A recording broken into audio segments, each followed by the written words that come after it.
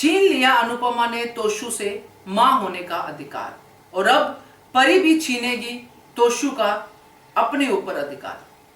नमस्कार दोस्तों, स्वागत है आपका आपके अपने चैनल हंग्री स्पिरिट्स में। हंग्री स्पिरिट्स देख रहे सारे दर्शकों का मैं अंजू शर्मा दिल से स्वागत करती हूँ।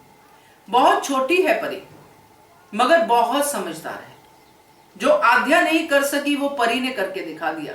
चाहे एक ही लाइन बोली मगर अपनी दादी के लिए उसने अपनी फ्रेंड के सामने स्टैंड लिया कि मेरी दादी बेस्ट है।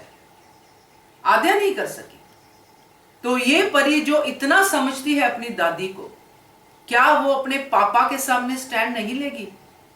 क्या अपने पापा को कुछ नहीं बोलेगी जब पापा दादी के बारे में बुरा बोलेंगे? तो बात करते हैं, क्योंकि आज तोशु के ऊपर अनुपमा ने बहुत बड़ा फैसला जो है थोप दिया है। क्योंकि तोशु को इस बात की उम्मीद ही नहीं थी कि मम्मी इतना बड़ा फैसला ले लेगी। और इसको थोपना इसलिए कह रही हूं क्योंकि तोशु ने इसको अभी स्वीकार नहीं किया है, वो सिर्फ हैरान और परेशान ही हुआ है। बात करते हैं, पहले वही निवेदन, जिन्होंने अभी तक चैनल को सब्सक्राइब नहीं किया है कर लीजिए। साथ में दोस्तों बेल आइकन दबाइएगा ताकि आपको हमारे वीडियोस के नोटिफिकेशन मिलते रहे। अनुपमा ने जिस तरह से तोशु की क्लास ली है, ऐसी क्लास वो पहले भी ले चुकी है, मगर कभी भी अनुपमा ने मां होने का अधिकार नहीं छोड़ा। मां होने के अधिकार से ही तोशु को थप्पड़ भी पड़े हैं, तोशु को डांट भी पड़ी है। मगर जो आज मां होने का अधिकार अनुपमा ने छीना है, यह सुन के तोशु की हवाइयां उड़ गई। क्यों उड़ी, कैसे उड़ी, ये हम सब समझते हैं कि कहीं ना कहीं तो कनेक्शन मां और बेटे का होता ही है।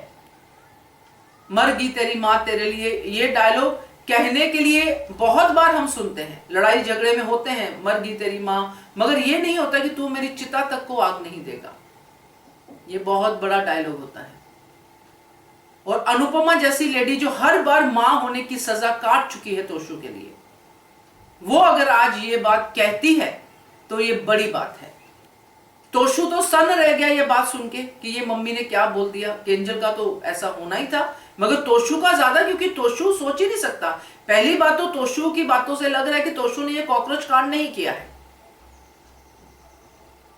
उसको लग रहा है कि इस बार तो मुझे बिना मतलब की सजा मिल रही है।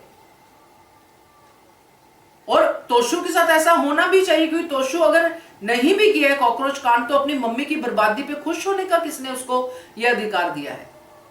मम्मी के साथ स्टैंड नहीं ले सकता तो फिर ऐसा बेटा तो इसी फैसले के लायक है। तो ये जो भी फैसला अनुपमा ने किया बहुत अच्छा किया। अब तोशु के लिए क्या इंपॉर्टेंट है? तोशु तब से किसके लिए बार बार बोलता है कि मैं तो अपने केंजू के लिए, अपनी परी के लिए सब कर रहा, मगर केंजू भी सेकेंडरी आती है, पहले आती है परी। परी की नजरों में वो गिरना नहीं चाहता, इसलिए वेटर की जॉब करने के बाद, परी के सामने आने के बाद उसकी आंखों में आंसू थे कि मुझे मेरी बेटी देखेगी, मगर बेटी ने आंसू पोंछे, बेटी ने साथ दिया। मगर आज जब दादी का साथ देने की बारी है, परी साथ दे रही है, उसका पापा साथ नहीं दे रहा, तो परी भी अपने पिता पे जरूर कोई ना कोई ताना कसेगी। कोई ताना क्या बात कहेगी, बच्चा ताने कहां समझता है, बात कहेगी पिता को और कुछ भी कह सकती है परी, क्योंकि बच्चा बाहर से भी सुन के आया है। घर में जब ऐसी बातें सुनेगा तो उसके रिएक्शन होंगे और वो तोशु को अंदर तक हर्ट कर देंगे कि आज मेरी बेटी ने भी मुझे कह दिया कि आप बुरे पापा हो या आप कैसे हो, दादी अच्छी है, आप बुरे पापा हो। जो उसको हीरो कहती है वो उसको जीरो या जो भी कहेगी, तो वो बात तोशु से बर्दाश्त नहीं होगी। अब उसके बाद तोशु बदलता है, क्या होता है तोशु के बारे में कोई प्रेडिक्शन नहीं है।